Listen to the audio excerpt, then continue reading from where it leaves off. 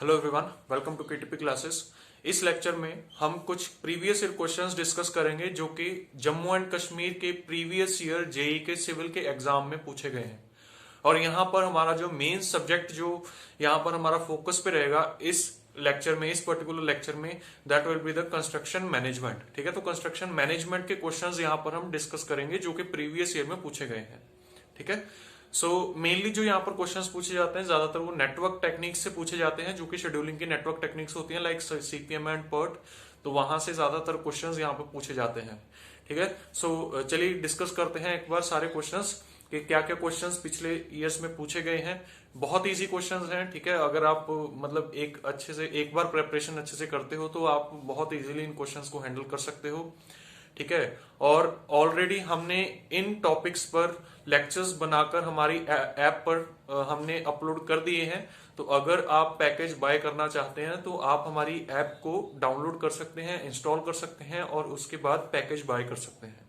ठीक है, ये हमारा ऑलरेडी पूरा पैकेज इस सब्जेक्ट का बना हुआ है। ठीक है, तो आप अगर सिर्फ इसी सब्जेक्ट को पर्टिकुलरली पढ़ना चाहते हैं, क्योंकि सिविल इंजीनियरिंग के स्टूडेंट्स को ज्यादातर इस टॉपिक में थोड़ी प्रॉब्लम आती है, तो अगर आप इस पर्टिकुलर सब्जेक्ट को आप पढ़ना चाहते हैं तो आप हमारी ऐप से पढ़ सकते हैं। ठीक है, ओके, तो चलिए स्टार्ट करते हैं। एक बार जितने भी हमें प्रीवियस ईयर क्वेश्चंस यहाँ पर आए हैं वो डिस्कस करते हैं। एक बार चलिए देखिए, फर्स्ट क्वेश्चन इज सर्टेन की events in the life of a project are called. ठीक है, कौन कौन सी मतलब की इवेंट्स जो होते हैं किसी प्रोजेक्ट में, उसको हम क्या बोलते हैं।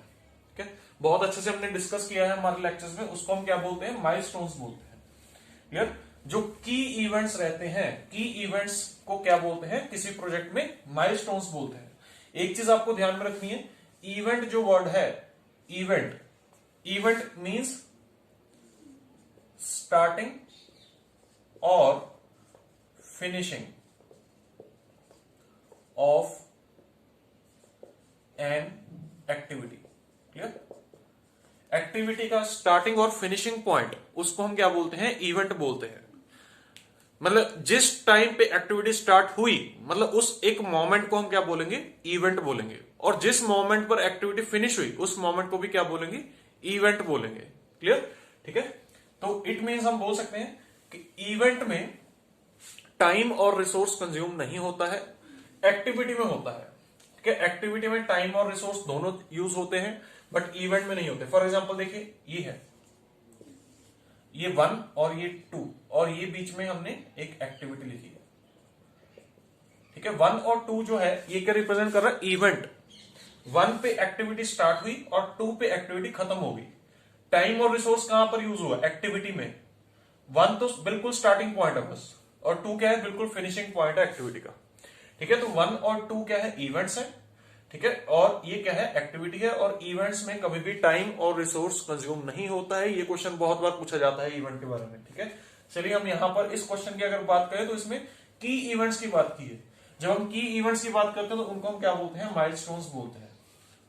क्लियर, डमीज तो एक्टिविटीज हैं जो कि इंटर रिलेशनशिप फाइंड करने के लिए यूज की जाती हैं। ठीक है, इंटर रिलेशनशिप को शो करने के लिए यूज की जाती हैं। और डमीज में भी कोई टाइम और रिसोर्स यूज नहीं होता है। ठीक है, आप लेक्चर्स में पहले अगर आप लेक्चर्स सुनेंगे तो वहां पर आपको ये सभी चीजें क्लियर हो जाएंगी कि नोड्स, माइलस्टोन्स, ठीक है, क्रिटिकल इवेंट्स और डमीज क्या होते हैं। क्रिटिकल इवेंट्स कौन से होते हैं, क्रिटिकल इवेंट्स होते हैं वो वाले इवेंट्स जो क्रिटिकल पाथ पे आते हैं। क्लियर, जो क्रिटिकल पाथ पे इवेंट्स आते हैं उनको हम क्रिटिकल इवेंट्स बोलते हैं। ठीक है, चलिए नेक्स्ट देखते हैं, पर्ट। पर्ट स्टैंड्स फॉर, देखिए पर्ट की सिंपली फुल फॉर्म पूछी है और हमने बहुत अच्छे से इसको डिस्कस किया है, programme evaluation and review technique. Programme evaluation and review technique very very important. ठीक है, जो इसकी मतलब फुल फॉर्म है। ठीक है, project equipment and revenue technique wrong, project evaluation and resource technique wrong, programme estimate and review technique wrong. ठीक है, programme evaluation and review technique is correct. Okay, next is CPM stands for. CPM क्या होता है, CPM is critical path method. CPM is critical path method. देखिए और क्या option है, construction planning and management. देखिए ये सब्जेक्ट कौन सा है, कंस्ट्रक्शन मैनेजमेंट। तो अगर आपने इस चीज को नहीं पढ़ा है तो आप इसमें कंफ्यूज हो सकते हैं, but this is wrong. Clear, construction planning and management, this is wrong full form of CPM. Control project management wrong, construction project man power, wrong. ठीक है, तो करेक्ट ऑप्शन क्या है, क्रिटिकल पाथ मेथड।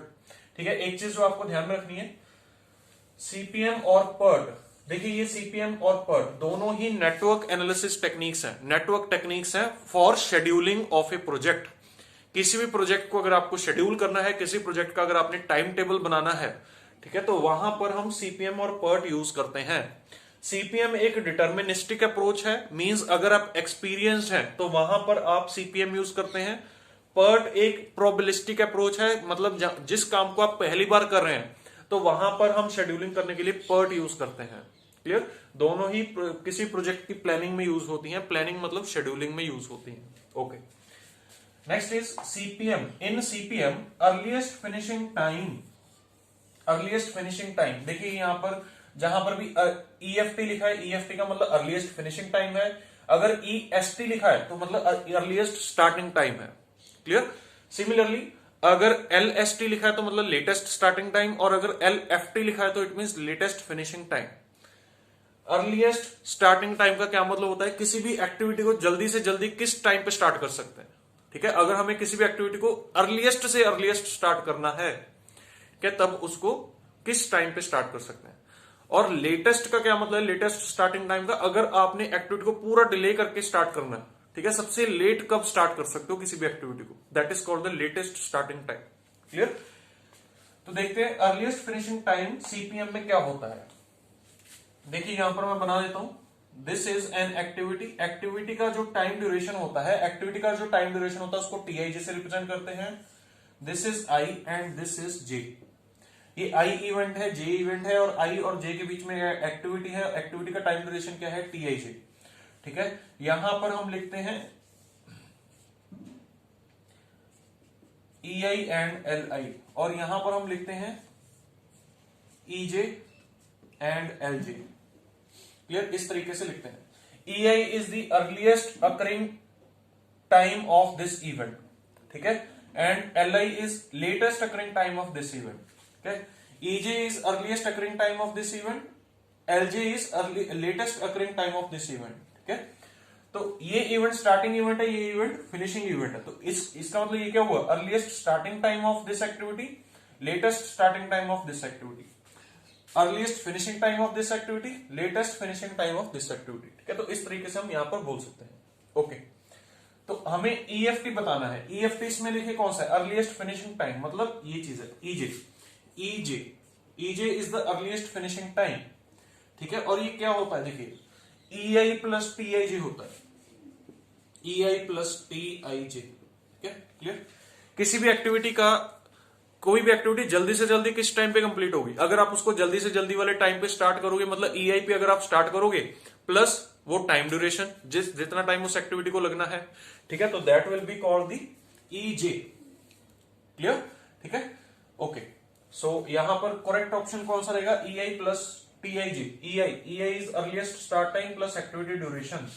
ठीक है, so A option will be the correct option here. ठीक है, clear, देखिए आप या फिर इसको इस तरीके से भी बोल सकते हैं, अगर आप इसको ग्राफिकल फॉर्म में बनाना चाहते हो तो ग्राफिकल फॉर्म में इस तरीके से बोलेंगे। फॉर एग्जाम्पल एक एक्टिविटी है, उसका ये है अर्लीस्ट स्टार्टिंग टाइम और ये है लेटेस्ट स्टार्टिंग टाइम, और एक एक्टिविटी है जिसका ये है अर्लीस्ट फिनिशिंग टाइम और ये है latest finishing time. Clear, earliest starting time से अर्लीस्ट फिनिशिंग टाइम तक का जो गैप होगा वो होगा TIJ का। ठीक है, सिमिलरली लेटेस्ट स्टार्टिंग टाइम से लेटेस्ट फिनिशिंग टाइम का जो गैप होगा वो भी क्या होगा, TIJ का होगा। क्लियर, ठीक है, तो EI plus TIJ is equal to EJ। ठीक है, इस तरीके से हम बोल सकते हैं। Similarly LI plus TIJ is equal to LJ, या फिर ऐसा बोल सकते हैं LJ minus TIJ is equal to LI। ठीक है, ये बोलेंगे हम LJ minus TIJ is equal to LI। हम इसको ऐसे क्यों लिख रहे हैं, क्योंकि हम जो L वैल्यूज हैं वो बैकवर्ड पाथ मेथड से कैलकुलेट करते हैं, और जो E वैल्यूज हैं वो फॉरवर्ड पाथ मेथड से कैलकुलेट करते हैं। अगर आपने बैकवर्ड और फॉरवर्ड पाथ मेथड समझना है तो आप हमारे लेक्चर्स देख सकते हैं, वहां पर बहुत अच्छे से समझाया गया है फॉरवर्ड और बैकवर्ड पाथ क्या होता है, क्या कैसे हम कैलकुलेट करते हैं। Okay, so this question is done. Next question देखते हैं। in an activity if LST latest starting time is 28 days, earliest starting time is 18 days. हमें लेटेस्ट स्टार्टिंग टाइम दिया है, मतलब ये आपको 28 दिया है और अर्लीस्ट स्टार्टिंग टाइम 18 दिया है, ठीक है। Then what is the total float? Total float का देखिए फॉर्मूला सिंपली आपको क्या ध्यान में रखना है, टोटल फ्लोट का फॉर्मूला जो होता है it is LJ minus EI minus TIJ, ठीक है, clear. LJ minus EI minus TIJ, या फिर इसको कैसे लिख सकते हैं, LFT minus EST minus TIJ, ठीक है, और you can say LFT minus EFT, clear, और you can say LST minus EST, ठीक है, क्लियर, इस तरीके से। तो LST minus EST will be equal to 10। Okay, next question is which network analysis method is more useful for projects in repetitive nature. Repetitive nature के जो projects होते हैं उनके लिए कौन सा हम मेथड यूज करते हैं। देखिए मैंने आपको अभी बताया जो प्रोजेक्ट्स में आपको वेल एक्सपीरियंस है वहां पर हम CPM यूज करते हैं। देखिए सबसे पहले तो यहां पर एक चीज ध्यान रखिए, नेटवर्क एनालिसिस मेथड पूछा गया है, 4 ऑप्शंस दी गई हैं और 4 ऑप्शंस में से 2 ही नेटवर्क एनालिसिस है। कौन कौन से? PERT and CPM। Bar chart और milestone chart network analysis techniques नहीं है, ठीक है। तो ये 2 टेक्निक्स ही हैं एक्चुअली नेटवर्क एनालिसिस टेक्निक्स। तो इन दोनों में से किसको यूज किया जाता है रेपिटेटिव नेचर के लिए? CPM को। PERT को कब यूज किया जाता है? PERT को तब यूज किया जाता है जब आप कोई प्रोजेक्ट पहली बार कर रहे हो, ठीक है। Okay, next question is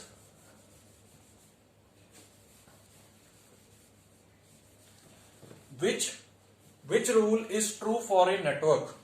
Which rule is true for a network? ठीक है, बहुत अच्छे से हमने डिस्कस किए हैं सारे रूल्स किसी भी नेटवर्क में, ठीक है। देखते हैं एक बार। Event can occur if all activities leading to it are not completed. बिल्कुल गलत है। देखिए मैंने आपको एक चीज बताई थी, 2 तरह के इवेंट्स यहां पर होते हैं, एक होता है बर्स्टिंग इवेंट, और एक होता है कन्वर्जिंग इवेंट। ये एक बर्स्टिंग इवेंट है, मींस एक स्टार्टिंग इवेंट है for ABC activity. ABC 3 activities हैं जो कि इस इवेंट से स्टार्ट हो रही है, ठीक है। सिमिलरली एक इवेंट ये है, इसमें ABC एक्टिविटीज फिनिश हो रही हैं। इस इवेंट में 3 एक्टिविटीज फिनिश हो रही हैं, इस इवेंट में 3 एक्टिविटीज स्टार्ट हो रही हैं। इसको बर्स्टिंग इवेंट बोलते हैं, इसको कन्वर्जिंग इवेंट बोलते हैं, ठीक है। एक चीज आपको ध्यान में रखनी है, आई इवेंट तभी हो जाएगा जब इन तीनों में से कोई एक एक्टिविटी स्टार्ट हो जाए, ठीक है।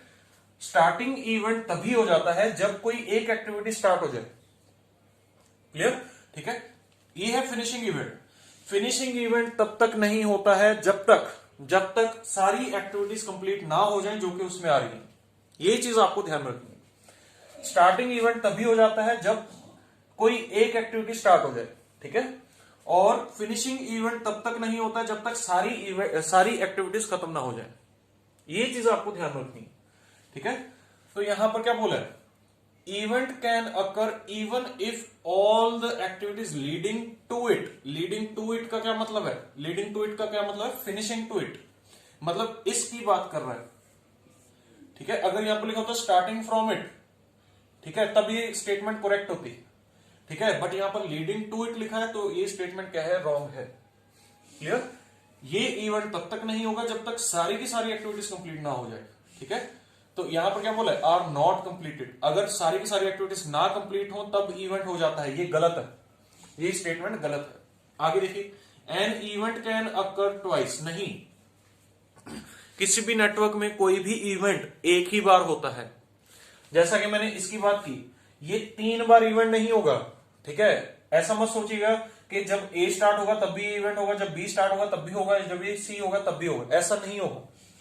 ये इवेंट तब होगा जब कोई एक एक्टिविटी स्टार्ट हो जाएगी, बस उस टाइम पे ये इवेंट हो गया है, ओके। ये इवेंट देखिए, ये इवेंट ऐसा नहीं है कि 3 बार होगा, कि मतलब पहले A खत्म हुआ तब ये इवेंट हुआ, फिर B खत्म हुआ तब हुआ, फिर C खत्म हुआ तब हुआ, ऐसा नहीं होगा। ये इवेंट एक ही बार होगा, और वो कब होगा? जब तीनों एक्टिविटीज कंप्लीट हो जाएगी। तो it means this statement is also wrong. कोई भी इवेंट ट्वाइस अकर नहीं कर सकता है, एक ही बार होता है। There can be dead ends. Dead ends network में नहीं होते हैं। ठीक है, डेड एंड्स का मतलब यहां पर सिंपली आप ये बोल सकते हो कि जैसे फॉर एग्जांपल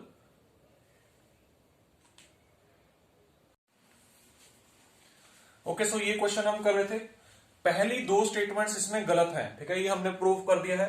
थर्ड स्टेटमेंट देखिए, थर्ड स्टेटमेंट क्या है, there can be dead ends in the network. ठीक है, किसी भी नेटवर्क में डेड एंड्स हो सकते हैं। ठीक है, this option is also wrong.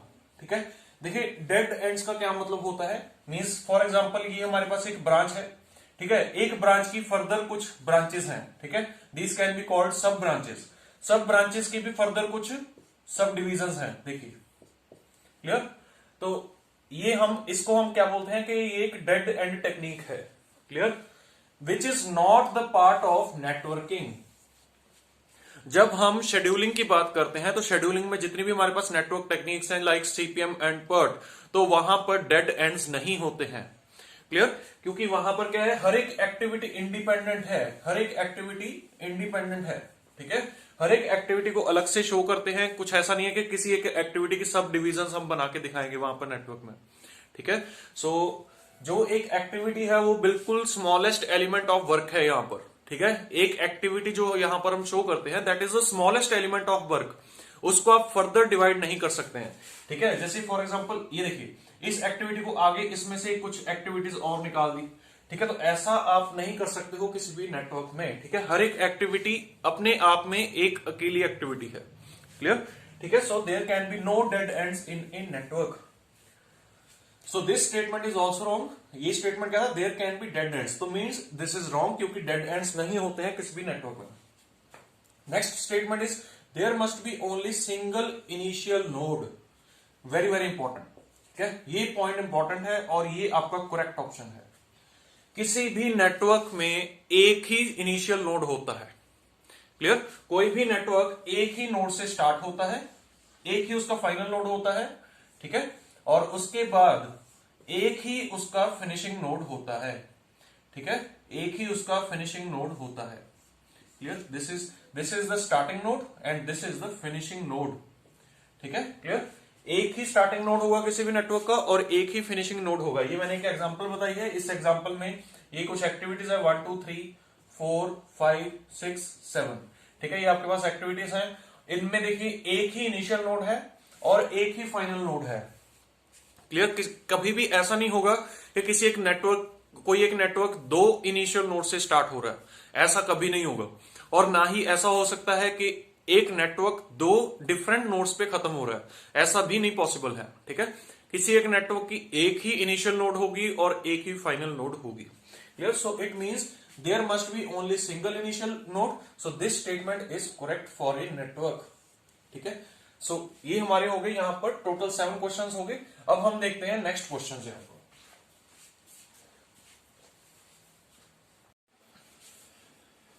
Okay, so next question is which is the correct sequence of jobs in construction management. ठीक है, कंस्ट्रक्शन मैनेजमेंट में सीक्वेंस क्या है जॉब्स की।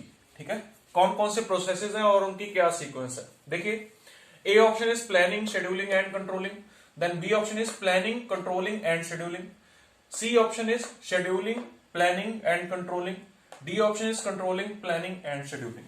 ठीक है, तो देखिए जब भी हम किसी प्रोजेक्ट की बात करते हैं, कंस्ट्रक्शन भी एक तरह का प्रोजेक्ट ही है। ठीक है, हर एक कंस्ट्रक्शन अपने आप में एक यूनिक प्रोजेक्ट होता है। ठीक है, तो जब भी हम किसी एक प्रोजेक्ट की बात करते हैं तो प्रोजेक्ट में आपके पास डिफरेंट फेजेस रहते हैं। Like first phase is the initiation phase. Okay, initiation phase. Initiation phase में आप सिंपली फिजिबिलिटी चेक करते हैं प्रोजेक्ट की कि क्या फिजिबल है या नहीं है प्रोजेक्ट। ठीक है, और अपना ऑब्जेक्टिव डिफाइन करते हैं। Okay, after that is the planning phase. Planning phase. Okay, देखिए प्लानिंग में जब हम प्लानिंग की बात करते हैं तो प्लानिंग में डिफरेंट टाइप्स ऑफ प्लानिंग होती है। क्या, फॉर एग्जांपल पहले करते हैं हम स्कोप प्लानिंग। स्कोप की प्लानिंग करते हैं। ठीक है, आप प्लानिंग स्टेज भी बोल सकते हैं, डिजाइन स्टेज भी बोल सकते हैं, डिफाइनिंग स्टेज भी बोल सकते हैं। ठीक है, प्लानिंग को आप डिजाइन डिफाइन सब चीजें बोल सकते हैं। क्लियर, देखिए प्लानिंग में हम पहले क्या करते हैं, स्कोप प्लानिंग करते हैं। Scope means what is included in the project and what is not included in the project. ठीक है, और स्कोप प्लानिंग में ही हम वर्क ब्रेकडाउन स्ट्रक्चर भी प्रिपेयर करते हैं। ठीक है। वर्क ब्रेकडाउन स्ट्रक्चर की हेल्प से ही हम फिर क्या करते हैं, आगे शेड्यूलिंग करते हैं। फिर हम क्या करते हैं, शेड्यूलिंग करते हैं। तो मींस शेड्यूलिंग प्लानिंग का ही एक पार्ट है, ठीक है। बट प्लानिंग पहले स्टार्ट हो जाती है, शेड्यूलिंग प्लानिंग में ही आ रही है बीच में, ठीक है, ठीक है। बट प्लानिंग पहले स्टार्ट हो चुकी है जब आपने स्कोप को प्लान किया है। आफ्टर दैट इसमें हम फिर करते हैं कॉस्ट प्लानिंग, ठीक है, कॉस्ट एस्टिमेशन जो हो गया, ठीक है, cost estimation. After that some risks, ठीक है, जो रिस्क आपने रिस्क प्लान मतलब रिस्क जो जितने भी हो सकते हैं किसी प्रोजेक्ट में, ठीक है, उनके बारे में जितनी भी आपने मैनेजमेंट करनी है, रिस्क मैनेजमेंट, ठीक है, तो वो भी हमने यहीं पर करनी है। आफ्टर दैट जैसे प्रोक्योरमेंट्स, आपने कुछ भी ऑर्डर्स करने हैं, ठीक है, और किस किस तरीके से जो भी आपकी डिटेल्ड ड्रॉइंग्स हैं ऑफ द प्रोजेक्ट, ठीक है, वो सभी प्लानिंग स्टेज में ही आएगा, ठीक है। इसीलिए इसको डिजाइन स्टेज भी बोल रहे हैं। डिटेल्ड डिजाइन्स में या डिटेल्ड ड्रॉइंग्स में हम एक पेज पर भी ड्राइंग बना रहे हैं और सॉफ्टवेयर्स में भी ड्राइंग कर रहे हैं, और उसके अलावा जितनी भी उनमें कैलकुलेशंस हैं, ठीक है, ये जहां पर भी आपको सिमुलेशन की जरूरत है, तो वो सब चीजें आप कहां पर करोगे, प्लानिंग स्टेज में ही करोगे, ठीक है। प्लानिंग को आप डिजाइन स्टेज भी बोल सकते हैं, प्लानिंग को हम और क्या बोल सकते हैं, design stage, okay. After the planning complete, ठीक है, जब प्लानिंग कंप्लीट होगी, आफ्टर दैट कंस्ट्रक्शन स्टार्ट्स, ठीक है। एक बार जब प्लानिंग कंप्लीट होगी तब आपका कंस्ट्रक्शन प्रोसेस स्टार्ट होता है। तो मतलब थर्ड प्रोसेस हम कौन सा लिखेंगे, कंस्ट्रक्शन प्रोसेस, ठीक है। And while the construction process there is continuous monitoring is required, ठीक है। जब आप कंस्ट्रक्शन वहां पर चल रही है, वर्कर्स काम कर रहे हैं, तो वहां पर एक कॉन्टिन्यूअस मॉनिटरिंग वहां पर रिक्वायर्ड होती है, ठीक है। तो that continuous monitoring is called the controlling, okay. Continuous monitoring is called the controlling, okay. या फिर आप सिंपली ये बोल सकते हैं कि जितनी भी आपकी प्रोग्रेस हो रही है उसको आपने कंट्रोल करते हुए चलना है। डेली जितना भी आपका इनपुट गया है वो आपने लिखना है, उसको उसकी रिपोर्ट्स बनानी है, ठीक है। जितना आउटपुट हुआ है वो आपने क्या करना है, उसकी रिपोर्ट प्रिपेयर करनी है। और जितने भी वर्कर्स को जितने भी वेजेस देने हैं, जहां जहां भी इन्वेस्टमेंट्स होनी है, ठीक है, वो सभी चीजें आपने कंट्रोलिंग में लिखनी है। और क्या आपकी सारी एक्टिविटीज शेड्यूल पर हो रही हैं, ये भी चीजें हम कंट्रोलिंग में ही देखते हैं, okay. After the construction process complete, और कंस्ट्रक्शन में ही जो आपका कंट्रोलिंग प्रोसेस भी आ रहा है, ठीक है। After that is completed, after हम उसके बाद हम फिर क्या करते हैं, maintenance and operation process. Maintenance and operation process में हम क्या बोल सकते हैं कि जो आपके पास एक कंस्ट्रक्टेड फैसिलिटी बनके तैयार हुई है, फॉर एग्जांपल एक बिल्डिंग तैयार हुई है बनके, तो उसकी मेंटेनेंस और उसका ऑपरेशन, ऑपरेशन मींस सिंपली के मींस वहां पर डेली कौन कौन सी आपने एक्टिविटीज आगे करनी है, उसको किन किन चीजों के लिए यूज करना है। अगर एक बिल्डिंग हॉस्पिटल के लिए बनाई है तो वहां पर जितनी भी मेडिकेशन या जितने भी वहां पर जितनी भी मेडिकल फैसिलिटीज हैं, those are called the operations, clear. So यहां पर हम बोल सकते हैं कि the first option is the correct answer. Planning, planning के बाद शेड्यूलिंग, शेड्यूलिंग के बाद कंट्रोलिंग, ठीक है। सो मैंने बहुत अच्छे से एक्सप्लेन कर दिया है इसको, आई होप आपको ये चीज क्लियर होगी, okay. Next is which method in network analysis deals with uncertainties, uncertainties associated with the activities. जब भी हम अनसर्टेनिटीज की बात करते हैं तो मतलब टाइम की अनसर्टेनिटी की बात कर रहे हैं कि कोई एक्टिविटी कितने टाइम में कंप्लीट होगी, ठीक है, कोई भी एक्टिविटी कितने टाइम में कंप्लीट होगी, ये उसमें अगर आपको अनसर्टेनिटी है, ठीक है, अगर तो बिल्कुल श्योर हो कि इतने टाइम में, अगर मान लीजिए आप श्योर हो कि कोई एक एक्टिविटी एक दिन में कंप्लीट होगी, ठीक है, अगर आप श्योर हो, ठीक है, और जितनी प्रोजेक्ट की एक्टिविटीज हैं सबके टाइम के बारे में आप श्योर हो, तब आप कौन सा मेथड लगाओगे, सीपीएम। बट जब भी आपके पास कोई ना कोई अनसर्टेनिटी है time with respect to the time of an activity, तब हम कौन सा मेथड लगाते हैं, पर्ट, क्लियर। जैसा कि मैंने आपको पहले बताया कि PERT is based on a probabilistic approach. तो यहां पर फिर हम टाइम, जितने भी टाइम ऑफ एक्टिविटीज है उनकी हम एक वहां पर प्रोबेबिलिटी तैयार करते हैं, या फिर हम ऐसा बोल सकते हैं कि time different estimation of time वहां पर हम करते हैं, like optimistic time, pessimistic time and most likely time, ठीक है। तो डिफरेंट वहां पर टाइम्स हम वहां पर प्लान करते हैं, ठीक है, कि मतलब किसी भी एक्टिविटी को कम से कम कितना टाइम लग सकता है, ज्यादा से ज्यादा कितना टाइम लग सकता है, या फिर एक एवरेज टाइम कितना लग सकता है, okay. So that is all included in the PERT. Next question is which method is more useful for the project having fair accurate estimate of time, accurate estimate of time. देखिए अगर आपने accurate estimate of time करना है तो यहां पर कौन सी technique use होती है, पर्ट यूज होती है। क्लियर, क्योंकि पर्ट जो है it is the most general form of the network techniques. ठीक है, सबसे general form of network techniques है। पर्ट का ही एक केस है सीपीएम। सीपीएम में मतलब जिसमें सभी टाइम एस्टिमेट्स आपके फिक्स हो गए। ठीक है, पर्ट में क्या रहता है, पर्ट में आपके टाइम में वेरिएशन रहता है। ठीक है, तो मींस यहां पर आप सभी जितने भी वहां पर पैरामीटर्स हो सकते हैं जिन पर time of an activity depend कर रहा है, आप सभी को लेके चल रहे हो। ठीक है, तो इसीलिए फिर आप पर्ट को यूज करोगे जब भी आपने करेक्ट एस्टिमेट ऑफ टाइम करना है। क्लियर हो गया? Okay, next question. In the network analysis the commencement and completion of an activity is called. ठीक है, देखिए किसी भी एक्टिविटी का स्टार्ट होना और फिनिश होना, ठीक है, जिस पॉइंट पे स्टार्ट हो रही है और जिस पॉइंट पे फिनिश हो रही है उसको हम क्या बोलते हैं, काफी बार मैंने बता दिया, इवेंट बोलते हैं। क्लियर? ठीक है, for example this is an activity, ये एक्टिविटी है, तो एक्टिविटी यहां से कमेंस हुई और यहां पर कंप्लीट हुई। ठीक है, तो इनको क्या बोलेंगे हम, इवेंट बोलेंगे। Okay, next question. So this is the correct option, event. The maximum time by which an activity can be delayed without extending the completion time of overall project. Question क्या बोल रहा है कि आप किसी भी एक्टिविटी को मैक्सिमम कितना डिले कर सकते हो। ठीक है, मैक्सिमम कितना डिले कर सकते हो ताकि प्रोजेक्ट का जो कंप्लीशन टाइम है वो अफेक्ट ना हो। ठीक है, तब हम क्या बोलते हैं कि वहां पर हम फिर बात करते हैं फ्लेक्सिबिलिटी ऑन द एक्टिविटी। ठीक है, flexibility on the time of an activity, और उसको हम क्या बोलते हैं, फ्लोट बोलते हैं। क्लियर? ठीक है, फ्लोट बोलते हैं। मींस किसी भी एक्टिविटी को आप कितना डिले कर सकते हो किसी एक पर्टिकुलर कंडीशन में। यहां पर कौन सी कंडीशन लिखी है कि प्रोजेक्ट का ओवरऑल कंप्लीशन टाइम अफेक्ट नहीं होना चाहिए। ठीक है, प्रोजेक्ट का ओवरऑल टाइम अफेक्ट नहीं होना चाहिए। उस केस में आप मैक्सिमम कितना डिले कर सकते हो किसी भी एक्टिविटी को, उसको हम बोलते हैं टोटल फ्लोट बोलते हैं। ठीक है, बट यहां पर ऑप्शंस में कहीं पर टोटल फ्लोट नहीं है बट फ्लोट लिखा हुआ है, तो इसलिए इसको करेक्ट बोलेंगे। एक्चुअल में इसको हम क्या बोलते हैं, एक्चुअली ये डेफिनेशन जो है, ये डेफिनेशन टोटल फ्लोट की है, total float. Okay, next question. In an activity if most optimistic time is 4 days, most likely time is 6 days and most pessimistic time is 11 days, then estimated expected time of an activity कितना होगा।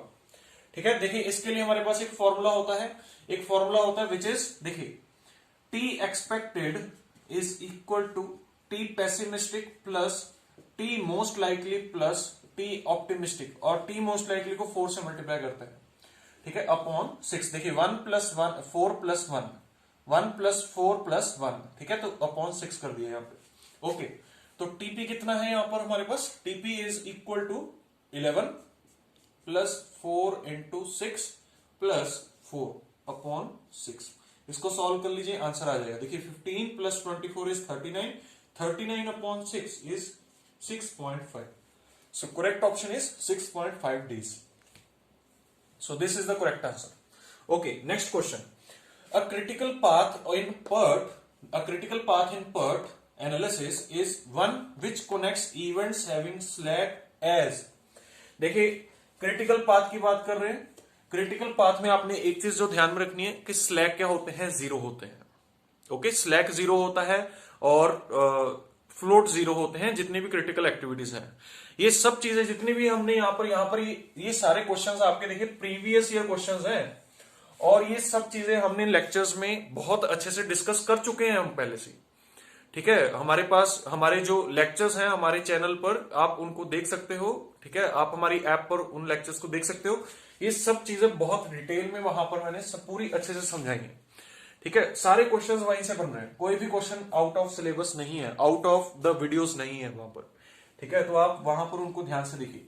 तो किसी भी critical path में activities पर slack क्या होता है, 0 होता है। क्या बहुत अच्छे से समझाया हुआ है वहां पर, फ्लोट भी 0 होते हैं और स्लैक्स भी 0 होते हैं। Okay, so these were the previous year questions from J&K civil JE exam. ठीक है, सो आई होप आपने इस लेक्चर को एंजॉय किया एंड यहां से काफी कुछ आपने सीखा, और आई विश के आपके ये जितनी भी चीजें हमने यहाँ पर डिस्कस की हैं ये आपको हेल्पफुल लगी। ठीक है, और आपके एग्जाम में आपको काम आए। ठीक है, ओके, सो आगे मिलेंगे फिर। Till then, thank you.